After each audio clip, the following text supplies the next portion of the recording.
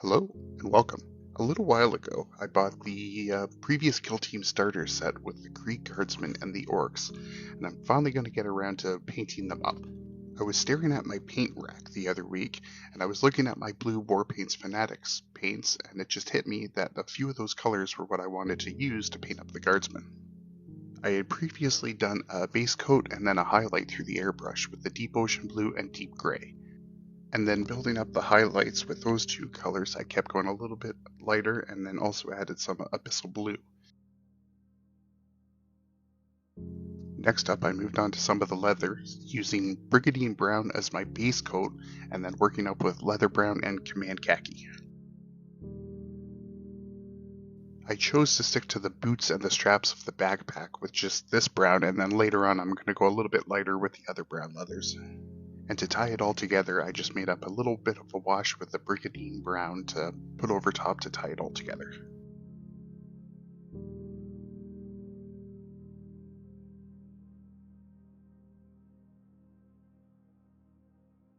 For some of the other leathers, I decided to start with leather brown as the base and then work up with command khaki and pale sand to make it a little bit brighter to also stand out from the leathers on the boots and the straps. You will notice I did change my mind 3 times for the blanket on the top of his bag. I think I thought it was part of the bag at the time that I painted it leather brown. So after the base coat, I just ended up doing a little bit of scratches and little nicks here and there on top of the leather to show some surface distortion. And then after that was all done, I made up a little bit of a glaze with the leather brown and then covered it all together to also tie that all in.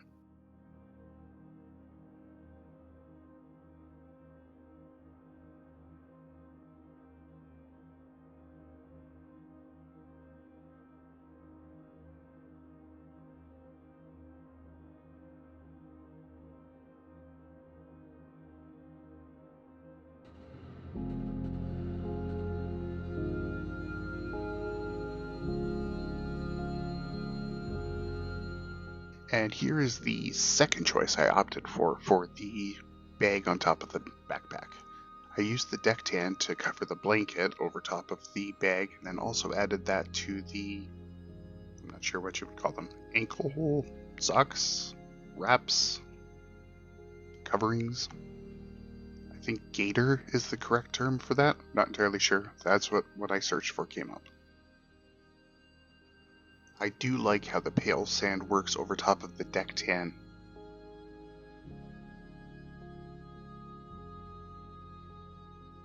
And for the black parts of the mask, I ended up using Abaddon Black because it has a little bit of that glossier finish and not too matte.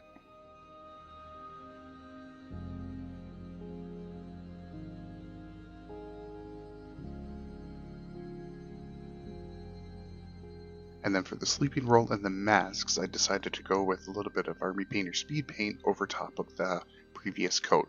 I believe I opted for Sand Golem over top of the bedroll and then Pallid Bone for the face mask. For the metal-y parts, I used the Warpaints Fanatic Gunmetal as my base coat. It is my new go-to, and it has replaced Lead Belcher, which used to be my main metallics paint.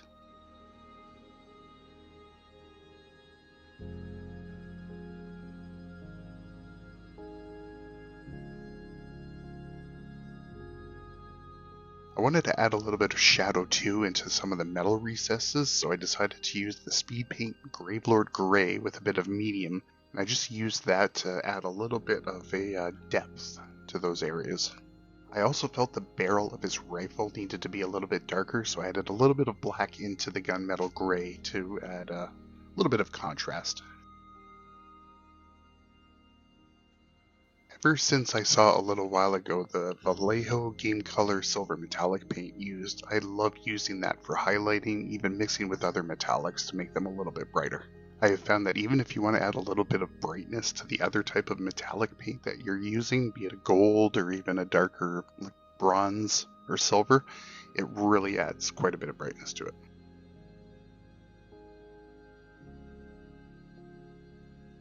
I opted to add a little bit of definition to the rifle stock, the black part, so I just mixed up a little bit of gray in with the black to add a couple kind of light highlight areas.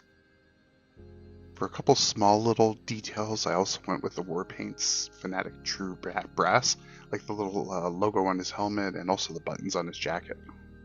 For the base, I just kept it nice and simple as well. I just slapped down some Vallejo Game Color Earth over top of the texture paint that was already dry, and then just added a wash over top of that. I also decided in the moment to try dabbing on little bits of the earth paint here and there to see what it would look like, because obviously a soldier in a battle is going to be covered with dirt.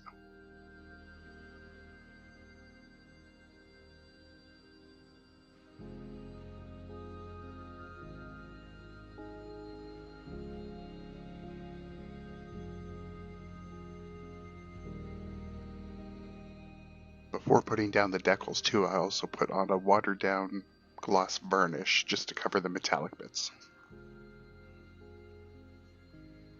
And very carefully cutting out those very small little decals. It took a little bit, and I left this extended part in just to show that even if you have really shaky hands, all it takes is patience and time, and you are able to get it done.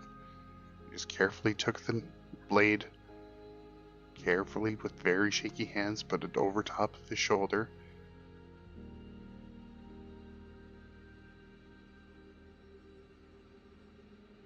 And then after that was on, I gently brought it over with the tip of the blade and got it to stick exactly where I wanted it.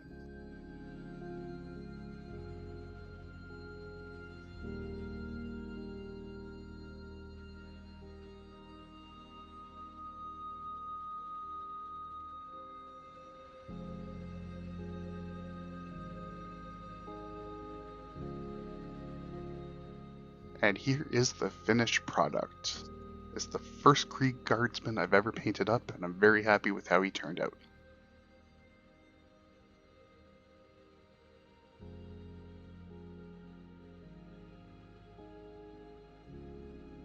And then here's the entire squad that I painted up. I love a lot of the little details that they have added onto these. I kind of wish I had got a little more in depth for the bases, but I can always add some stuff on later.